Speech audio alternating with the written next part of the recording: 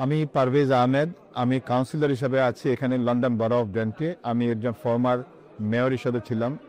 তো সেই হিসাবে আমার এখানে কমিউনিটির সাথে আমার অনেক ইনভলভমেন্ট আছে, দেশে এবং আমাদের মাতৃভূমি বাংলাদেশের সাথে।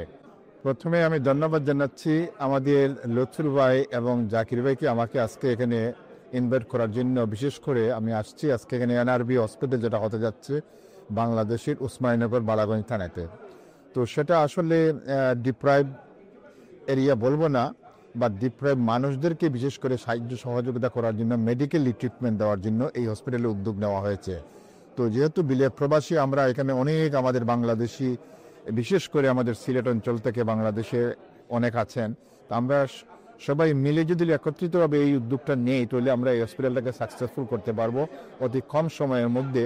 এবং এটার থেকে আমাদের নেক্সট প্রজন্ম যারা আছে, আমাদের নেক্সট জেনারেশন, আমি বিশেষ করে অনুরোধ রাখবো আগামী 20 সেপ্টেম্বর যে অনুষ্ঠান বড় করে এটা করতে যাচ্ছেন ওনারা, সমস্ত ইংল্যান্ড থেকে আসবে, বিভিন্ন এলাকার থেকে আসবে।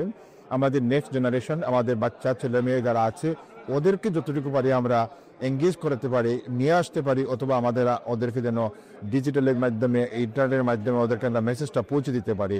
আমি মনে করি সেটা সবচেয়ে বেশি উপকৃত হবো আমরা সবাই মিলে। আমরা ইনশাল্লাহ এই প্রজেক্টটাকে সাকসেস করে তুলব। ধন্যবাদ।